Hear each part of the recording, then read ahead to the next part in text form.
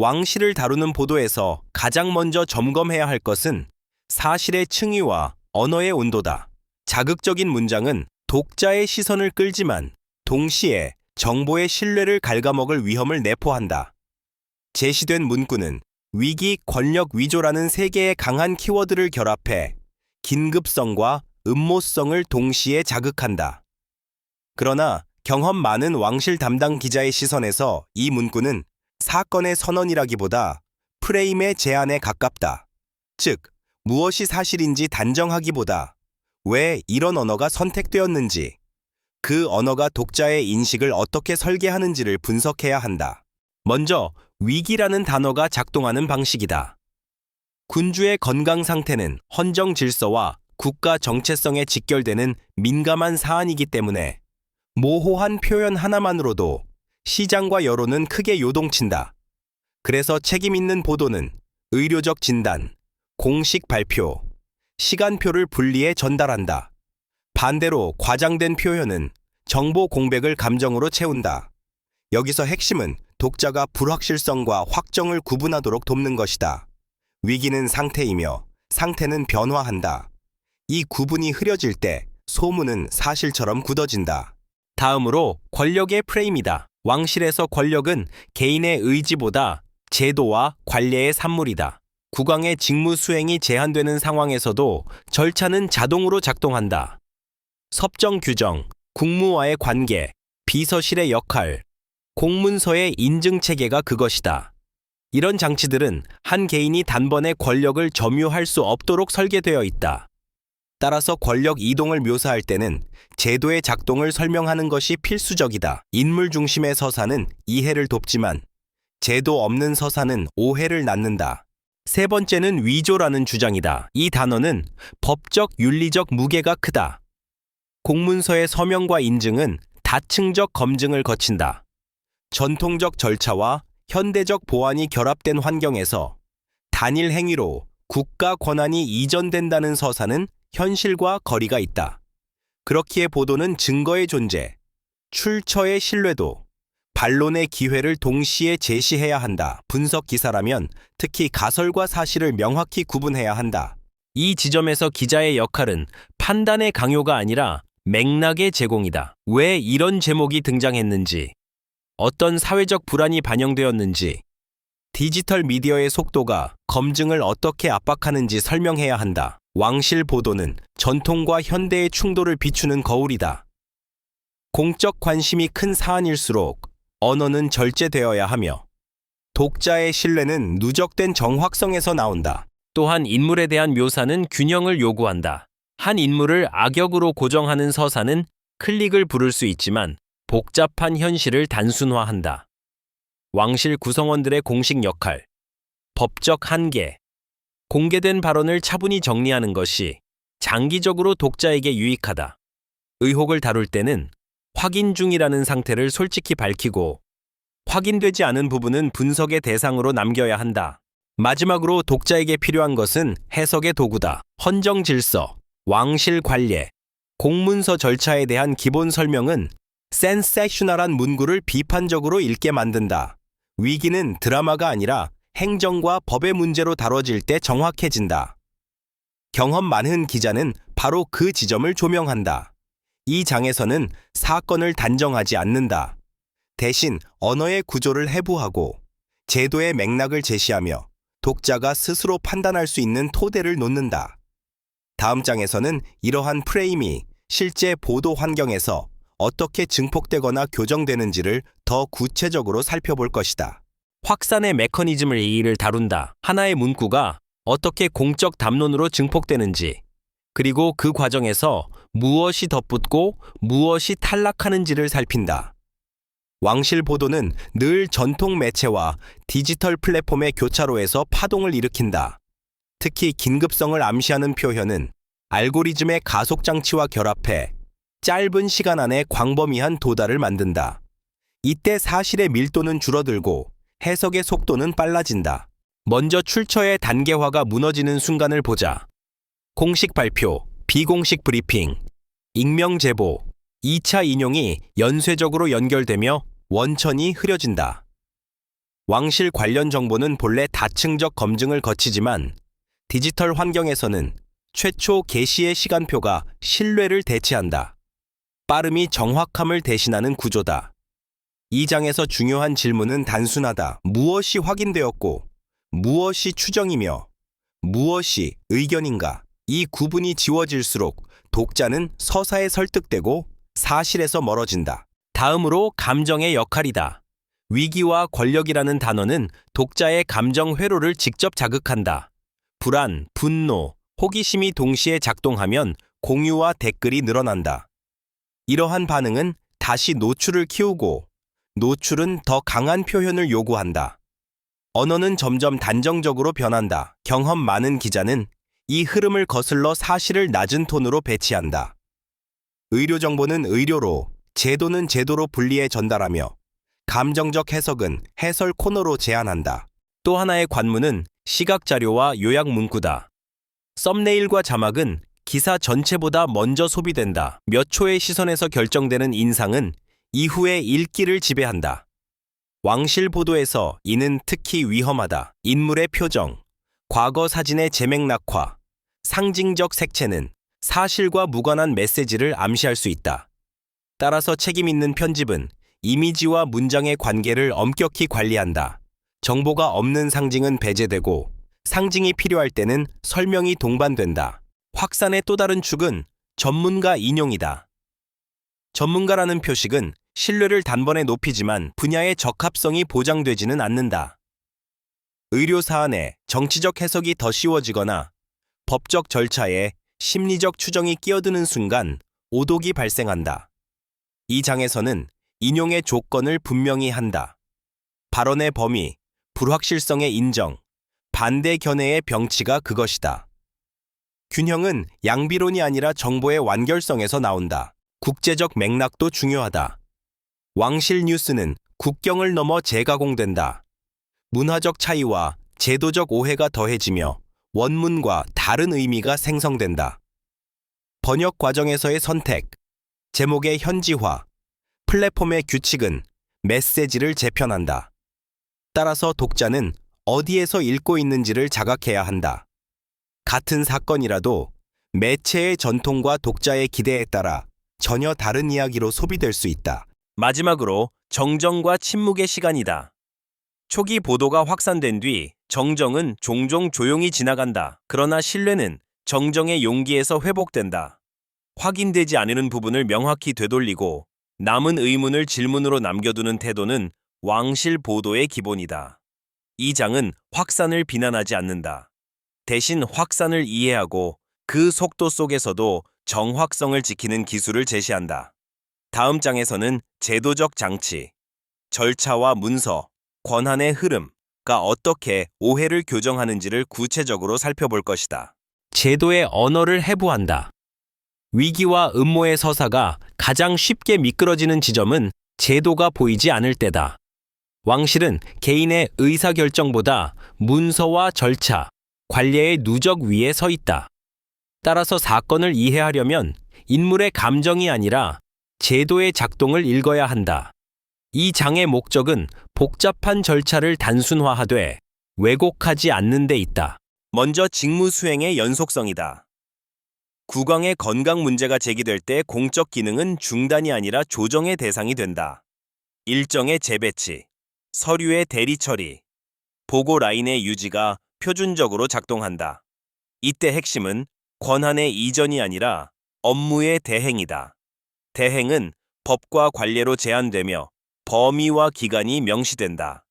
이러한 장치는 공백을 최소화하고 권력의 임의적 이동을 방지한다. 다음은 문서의 생태계다. 왕실의 공식 문서는 단일 서명으로 완성되지 않는다. 초안 작성, 법률 검토, 비서실 확인, 보안 인증, 기록 보존이 연쇄적으로 연결된다. 전통적 봉인과 현대적 인증이 결합된 구조에서 문서의 진위는 다층 검증을 통해 판단된다. 따라서 서명이라는 상징적 요소만으로 문서의 효력을 설명하는 것은 불충분하다. 기자는 문서가 만들어지는 경로를 독자에게 보여주어야 한다. 권한의 경계 역시 중요하다. 배우자나 가족 구성원의 역할은 명확히 규정되어 있다. 공식 임무와 비공식 지원의 구분, 발언의 법적 효력, 대외 대표성의 한계가 그것이다. 이 경계를 무시하면 개인의 행동이 제도 전체를 대체하는 것처럼 보인다. 경험 많은 기자는 바로 이 지점에서 속도를 늦춘다. 인물 중심의 해석을 제도 중심의 설명으로 되돌린다. 또 하나의 오해는 비상의 개념이다. 비상은 규칙의 폐기가 아니라 규칙의 전환을 의미한다. 비상 절차는 사전에 정의되어 있으며 발동 조건과 종료 조건이 있다. 임시 조치가 영구 권한으로 굳어지지 않도록 안전장치가 마련되어 있다. 이 사실을 설명하지 않으면 독자는 비상을 혼돈으로 받아들인다. 제도의 언어는 불안을 낮추는 기능을 한다. 이 장에서는 또한 기록의 중요성을 강조한다. 기록은 권력의 그림자를 줄인다. 회의록, 공지, 일정 변경의 사유는 사후 검증을 가능하게 한다. 기록이 공개되는 범위와 시점은 신중하게 조정되지만 존재 자체는 투명성의 기반이다. 기자는 기록의 부재를 의혹으로 단정하기보다 공개 규칙과 보호 필요성을 함께 설명해야 한다.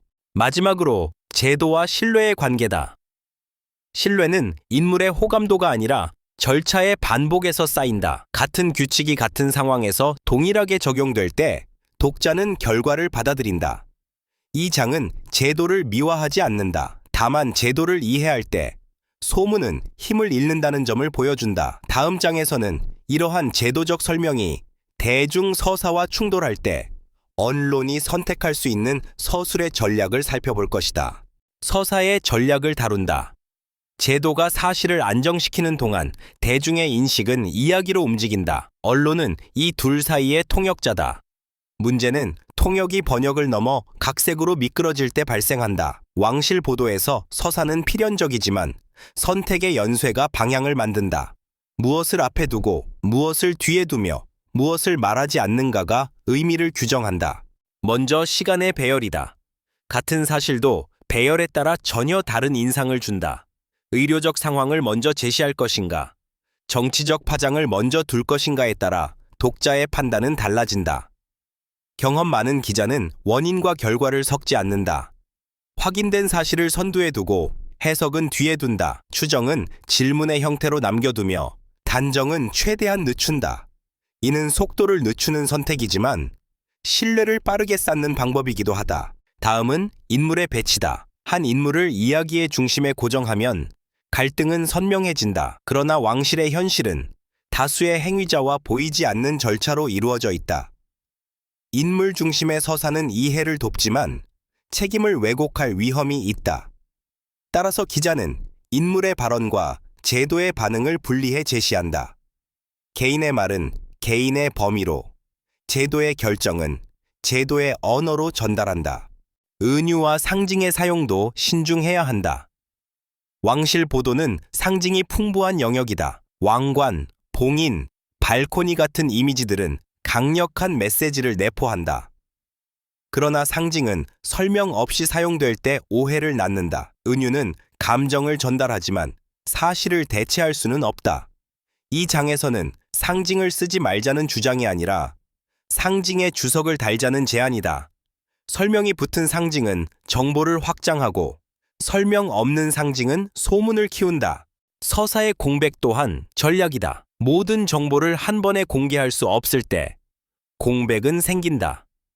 이 공백을 무엇으로 채울 것인가는 언론의 선택이다. 확인되지 않은 낮춘 추정으로 채울 것인가, 아니면 확인 중이라는 상태로 남길 것인가. 후자는 단기적으로 덜 흥미로울 수 있지만 장기적으로 신뢰를 보존한다. 왕실 보도는 장기 게임이다. 오늘의 클릭보다 내일의 신뢰가 중요하다. 독자의 참여를 유도하는 방식도 고려해야 한다. 질문형 문장은 참여를 부르지만 방향을 제시한다. 질문이 공정하려면 전제가 공정해야 한다. 전제가 왜곡되면 질문은 유도 신문이 된다. 따라서 기자는 질문의 전제를 명확히 드러내고 반대 전제도 함께 제시한다. 이는 독자를 설득의 대상이 아니라 판단의 주체로 존중하는 태도다. 마지막으로 수정의 기술이다. 서사는 고정되지 않는다. 새로운 정보가 등장하면 서사는 조정되어야 한다.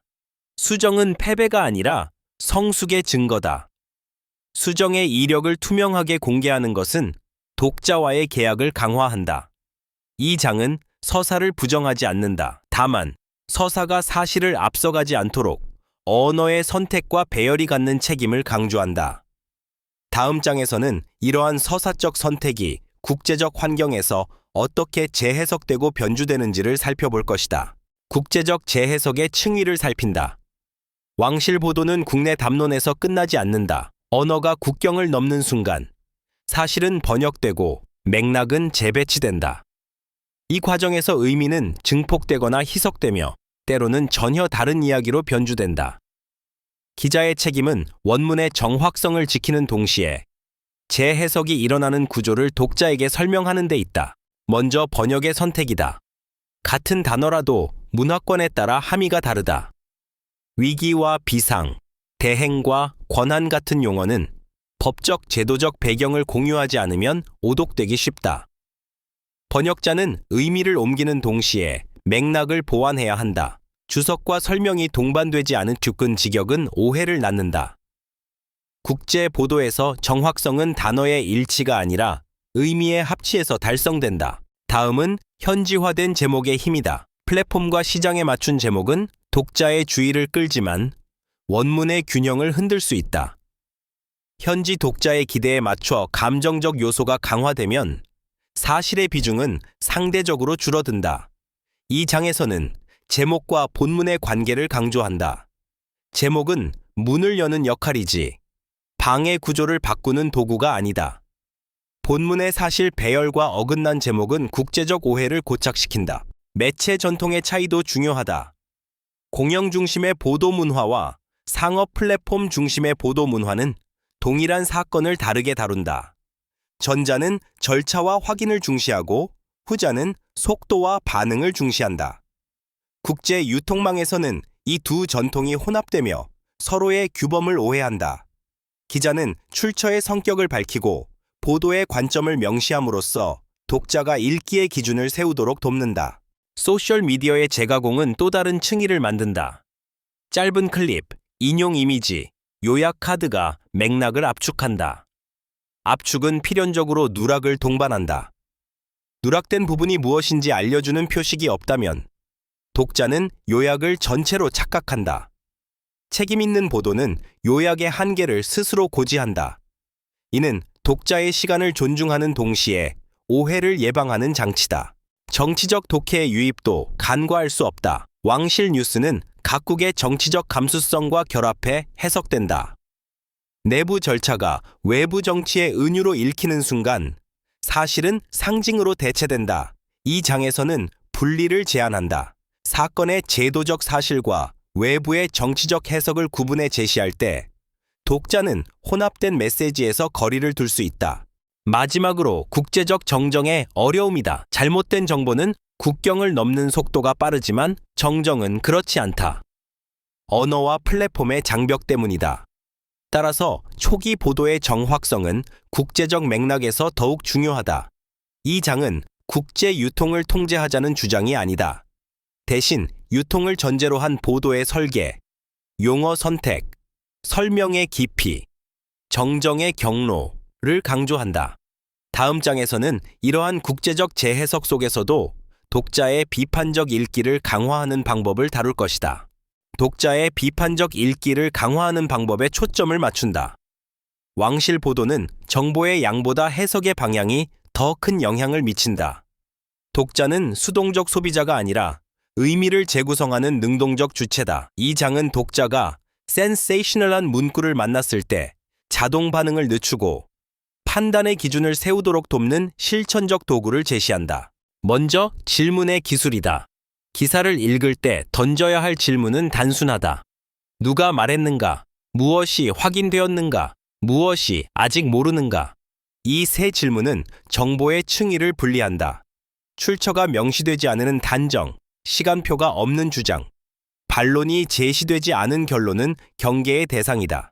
질문은 의심이 아니라 검증의 출발점이다. 다음은 용어의 점검이다. 위기, 비상, 권한, 대행 같은 단어는 감정을 자극하는 동시에 제도적 의미를 갖는다. 독자는 이 단어들이 어떤 맥락에서 쓰였는지 확인해야 한다.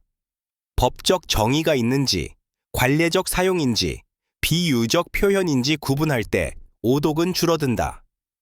용어가 흐릴수록 판단은 흔들린다. 수치와 일정의 역할도 중요하다. 날짜, 기간, 범위는 이야기를 현실에 고정한다. 꽃, 장기적, 전례 없는 같은 표현은 인상을 만들지만 사실을 대체하지 않는다. 독자는 수치가 제시되었는지, 제시되지 않았다면 그 이유가 설명되었는지 확인해야 한다. 구체성은 신뢰의 최소 조건이다. 이미지 읽기의 훈련 또한 필요하다. 사진과 영상은 강력한 설득 도구다. 그러나 촬영 시점, 맥락, 편집의 의도가 설명되지 않으면 오해를 낳는다. 독자는 이미지가 사실을 보완하는지, 감정을 유도하는지 자문해야 한다. 설명 없는 상징은 정보를 늘리기보다 왜곡할 가능성이 크다. 전문가 인용의 검증도 빠질 수 없다. 전문가의 분야가 사안과 맞는지, 발언의 한계가 명시되었는지, 다른 견해가 병치되었는지 확인해야 한다. 한 목소리는 간결하지만 복잡한 현실을 단순화한다. 다양성은 혼란이 아니라 정확성의 조건이다. 마지막으로 속도의 관리다. 디지털 환경에서 독자는 속도를 선택할 수 있다. 즉각적 공유 대신 잠시의 보류는 판단의 질을 높인다. 확인이 진행 중인 사안은 결론이 아니라 과정으로 읽어야 한다. 이 장은 독자에게 요구한다기보다 권한을 부여한다. 느리게 읽을 권리, 질문할 권리, 판단을 유보할 권리다. 다음 장에서는 이러한 독자의 역량이 언론의 신뢰 회복과 어떻게 맞물리는지, 그리고 책임 있는 보도가 장기적으로 어떤 가치를 만드는지를 살펴볼 것이다. 신뢰의 축적과 책임의 귀환을 다룬다. 왕실 보도는 하루의 파동으로 끝나지 않는다. 축적된 정확성과 반복된 절제가 시간이 지나 신뢰로 환원된다. 이 장의 핵심은 단기적 관심을 넘어 장기적 공공성을 회복하는 언론의 역할이다. 신뢰는 선언으로 얻어지지 않는다. 선택의 누적에서만 형성된다. 먼저 책임의 방향을 분명히 한다. 책임은 결과에 대한 사후 설명이 아니라 과정에 대한 사전 설계다. 취재 단계에서의 검증 기준, 편집 단계에서의 언어 선택, 공개 이후의 정정과 설명까지가 하나의 연속선이다. 이 연속성이 유지될 때 오류는 신뢰를 파괴하기보다 보완한다. 오류를 인정하고 수정하는 태도는 약점이 아니라 강점이다. 다음은 공적 관심과 사적 영역의 경계다. 왕실 보도는 공적 기능과 사적 삶이 맞닿아 있다. 경계가 흐려질수록 호기심은 커지지만 공익은 줄어든다. 기자의 판단은 단순하다.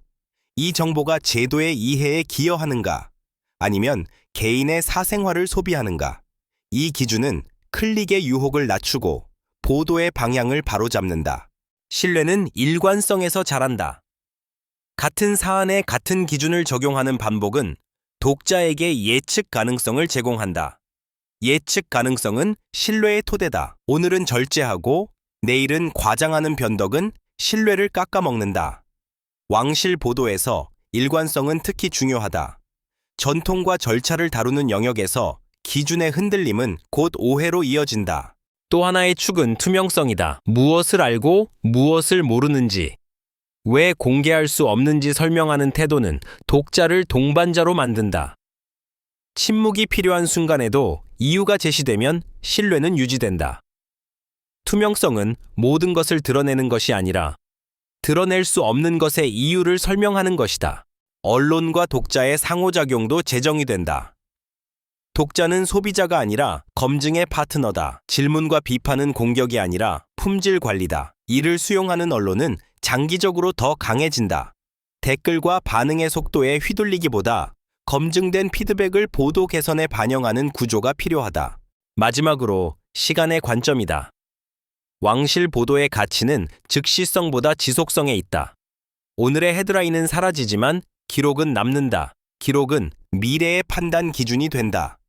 이 장은 결론을 서두르지 않는다. 대신 약속을 남긴다. 언어의 절제, 제도의 설명, 정정의 용기, 독자의 존중.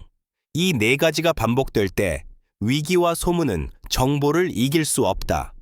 신뢰는 그렇게 조용히 그러나 확실하게 되돌아온다. 시간이 흐른 뒤에야 비로소 보도의 무게가 드러나는 경우가 있다. 즉각적인 결론을 내리지 않았던 기사, 질문을 남겨두었던 문장, 감정을 절제했던 표현들은 처음에는 눈에 띄지 않지만 기록 속에서 가치를 얻는다.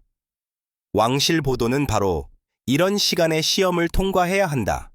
하루의 소음 속에서 살아남는 것이 아니라 훗날 다시 읽혀도 흔들리지 않는 구조를 갖추는 것이 목표다. 이 과정에서 기자는 종종 오해를 감수한다. 침묵은 은폐로, 신중함은 회피로, 절제는 미온으로 해석되기 쉽다. 그러나 경험은 말해준다.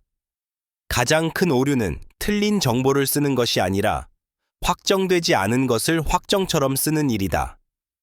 왕실이라는 상징적 제도는 그 오류의 비용이 특히 크다. 개인의 명예뿐 아니라 제도의 신뢰, 사회의 안정까지 파급되기 때문이다. 또한 권력에 대한 서사는 언제나 단순화를 유혹한다. 누군가가 얻고 누군가가 빼앗긴다는 구조는 이해하기 쉽다.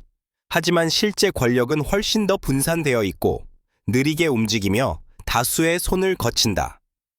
기자의 임무는 이 느림을 배신하지 않는 것이다. 빠른 해석보다 정확한 설명을 선택하는 순간 보도는 소문과 선을 긋는다. 왕실 보도를 둘러싼 독자의 기대 역시 변화하고 있다. 무조건적인 존중도, 무차별적인 공격도 설득력을 잃고 있다. 대신 절차는 어떻게 작동하는지, 누가 어떤 범위에서 책임을 지는지, 확인된 것과 확인되지 않은 것이 무엇인지에 대한 설명을 요구한다. 이는 언론의 더 높은 수준의 전문성과 투명성을 요구한다는 의미이기도 하다. 이 지점에서 기자의 경험은 기술이 된다. 무엇을 쓰지 않을지 결정하는 기술. 문장을 어디에서 멈출지 아는 감각. 의혹을 질문으로 남겨둘 수 있는 용기다. 이런 선택들은 기사 한 편의 완성도를 넘어서 매체 전체의 신뢰도를 형성한다. 왕실 보도는 개인의 필력이 아니라 조직의 기준으로 평가받는다. 결국 이 모든 논의는 하나의 질문으로 수렴된다. 언론은 무엇을 위해 존재하는가? 답은 단순하지만 실천은 어렵다. 공적 관심 사안을 정확하게 설명하고 판단의 재료를 제공하며 결론은 독자에게 맡기는 것. 왕실 보도에서 이 원칙은 더욱 엄격하게 적용되어야 한다. 상징의 무게만큼 책임도 크기 때문이다. 그래서 마지막으로 남는 것은 태도다. 확신보다 겸손, 속도보다 검증, 단정보다 맥락. 이 태도가 유지될 때 어떤 자극적인 문구도 사실의 구조를 무너뜨리지 못한다. 왕실을 다루는 보도는 언제나 시험대 위에 놓인다. 그리고 그 시험은 매번 같은 질문을 던진다. 우리는 오늘도 신뢰를 선택했는가? 그리고 이 태도는 단지 기자 개인의 윤리로 끝나지 않는다. 그것은 편집국의 문화가 되고 매체의 성격이 되며 결국 독자가 그 매체를 대하는 기대치로 굳어진다. 왕실 보도를 신중하게 다루는 언론은 다른 공적 사안에서도 같은 기준을 적용할 것이라는 신뢰를 얻는다. 신뢰는 특정 주제에 한정되지 않고 전반적인 보도의 질로 확장된다. 특히 건강, 권한, 문서와 같은 요소가 결합된 사안에서는 모른다는 사실을 인정하는 용기가 중요하다. 모든 질문에 즉각적인 답을 제시하지 않아도 된다. 오히려 답이 없는 상태를 정확히 설명하는 것이 더 정직할 수 있다. 불확실성을 불확실성으로 남겨두는 것. 이것이 책임 있는 보도의 또 다른 얼굴이다.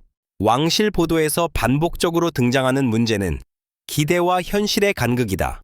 독자는 극적인 전개를 기대하지만 현실은 절차와 일정, 내부 조율로 채워져 있다.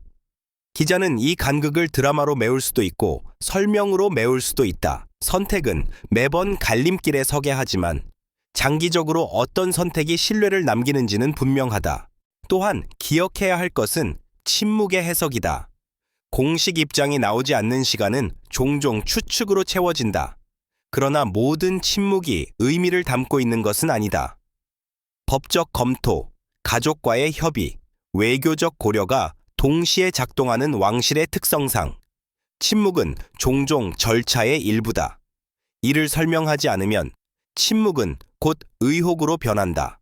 결국 왕실을 다룬다는 것은 사건을 다루는 것이 아니라 구조를 설명하는 일에 가깝다. 구조를 이해하면 소문은 설 자리를 잃는다. 반대로 구조가 보이지 않을 때 가장 극단적인 해석이 가장 설득력 있어 보인다. 언론의 역할은 바로 이 위험한 순간에 개입하는 것이다. 그래서 왕실 보도는 언제나 느려야 한다. 느림은 무능이 아니라 선택이다. 검증을 위한 느림, 설명을 위한 느림, 신뢰를 위한 느림이다. 이 느림이 유지될 때 어떤 자극적인 주장도 사실의 무게를 이기지 못한다. 그리고 그것이 바로 왕실을 다루는 저널리즘이 가져야 할 가장 기본적인 품격이다.